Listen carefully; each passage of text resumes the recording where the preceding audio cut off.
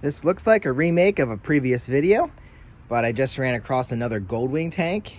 I believe this is also an 1100 for a GL 1100. Also came off an interstate, but it actually looks to be in better shape than the last one. We still have a fuel petcock here. I'm going to take that off to do the treatments. Also have our fuel level sensor. An old school cap. I don't know which year this is. Probably an earlier year. But we have the obvious rust on the inside. Rust scale. So we're gonna have to treat it. I won't go through all those steps. You can go back and watch the other video. But I'll show you befores and afters. Because yeah, we just have to do these and do these and do these until we don't have any more. So I'm going to grab, this collar needs to come off, and we can look inside there and look inside here. All right, here we have the collar loosened up. All you gotta do is spin that. If you saw, we have little stops here and they slide into here, so that's locked up. Now what we're gonna do, line that up with these so it lifts off. Set that aside. Oop. Sometimes these are sealed, sometimes they're just sitting there. We're gonna pull this out. Oh, look at this. I think this is different than the one I had on the last tank. I'll have to look at it. There we go.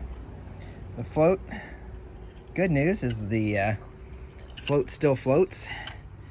And this must be a thermistor to tell you something. I mean, that was not on my other one, so we'll have to look. Maybe that's a different year notification, but that probably tells you when you're really low. I don't know. Probably tells you when you're really low. Here, let me get some light on the situation. And well, there's that. Probably works. Not much you can do to clean these up.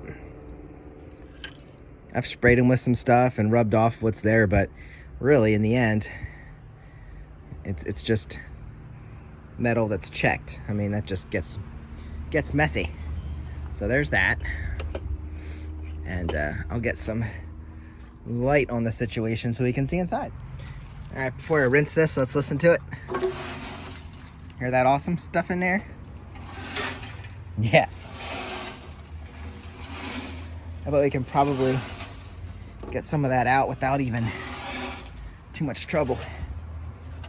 There we go. That's all dry rust that came out of this tank. Look at that.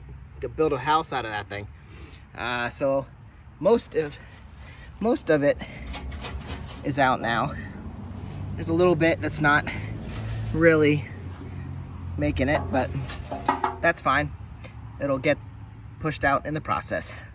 Also, good news is our lines here look clean and clear.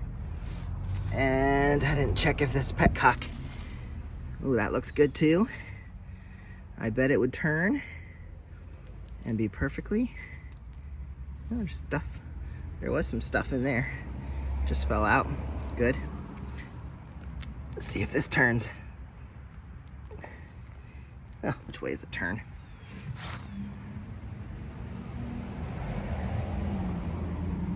Yep. She turns just perfectly. I bet that's functioning just fine. Okay, here we go. Let's treat another one. See if I can get you a good look before. Oh, yeah, it's pretty good. It's a bunch of rusty dusty in the bottom. A lot of varnish, a bit of rust. Oh, there we go. Still looks decent. I think we'll find some good metal under there. Let's get a good look underneath here. See if we can get that. Oh, look at that. Yeah. Yep. Not so bad in the front. Whoop. I really should get a camera that goes down inside these things. So there you go. Let's add the acid, guys.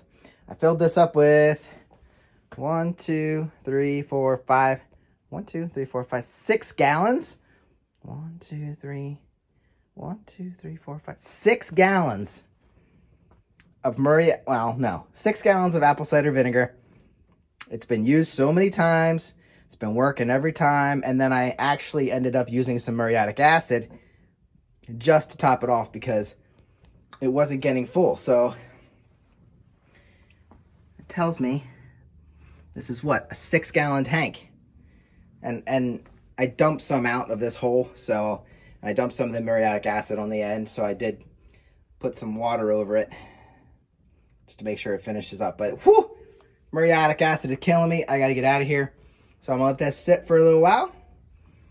Muriatic acid shouldn't sit as long as the apple cider vinegar, but you know, it's all diluted.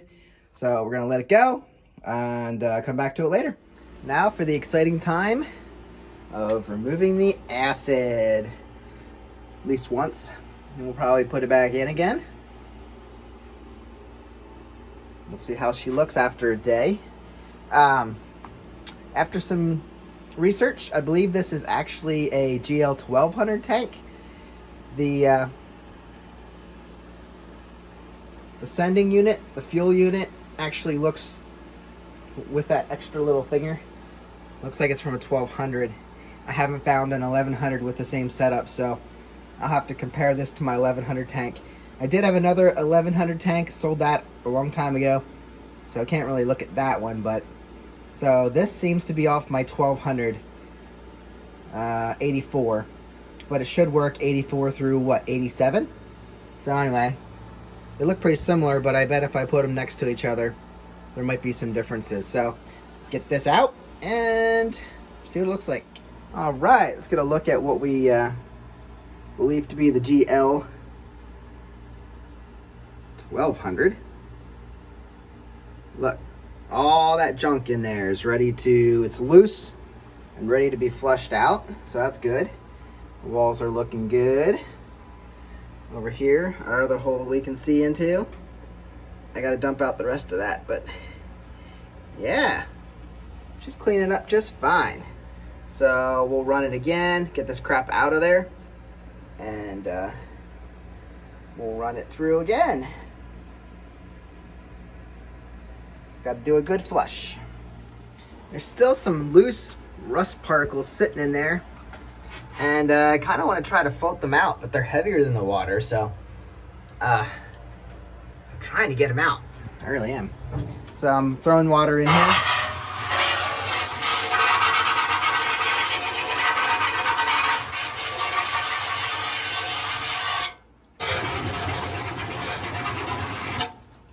But, you know, this is everything we got out of there so far. Trying to get it out. There's some coming out. There you go. Get out of there. You're not wanted. Float it out.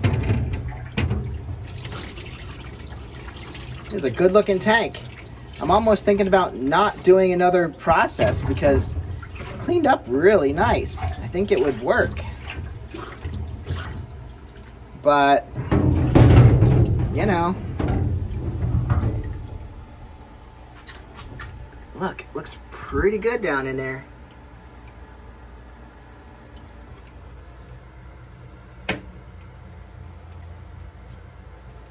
Yeah, I don't know. I'll run one more treatment, and then she'll be done. Guys, I decided to go with this, and most of the loose rust has come out. And I'm gonna go ahead and added my baking soda, and we're gonna stop this from etching.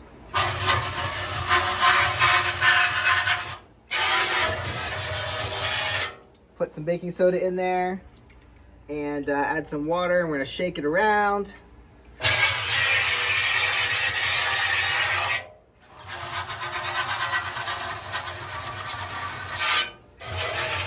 Make sure the whole thing's coated, dump it out and dry it. All right, baking soda and water solution is out. You can see just a little bit of particles down there. They keep getting stuck around that pickup line, so not much we can do there. I'm gonna go ahead and I don't know, guys. Should I call it? It's looking pretty good. If I call it, I'll set up the dryer and go to town drying it. I think we might call it. Looks pretty good to me. And we'll set up my air dryer here.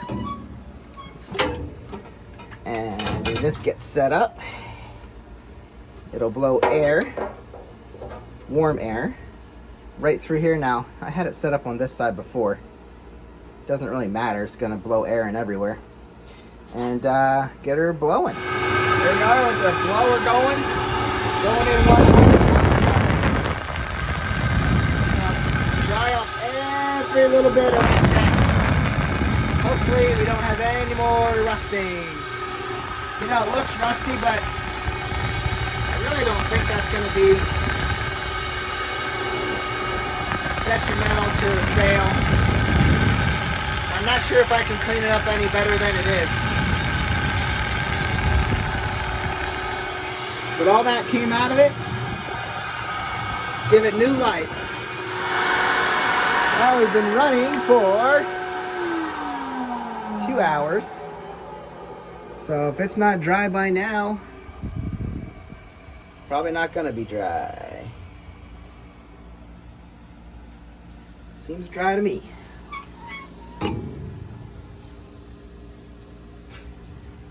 Yep, I think we're pretty dry now. Let's get some good pictures of her. Get the cap and the fuel unit and get her sold. That's it for this one. Remember all the flakes out in the yard? Outside we dumped it out when it was dry, and then all this came out of it when it was wet. There's also some other junk that came out of it. But another good tank. I'll have to take the rubber off. But she's ready to go. 1984 Honda Goldwing GL1200.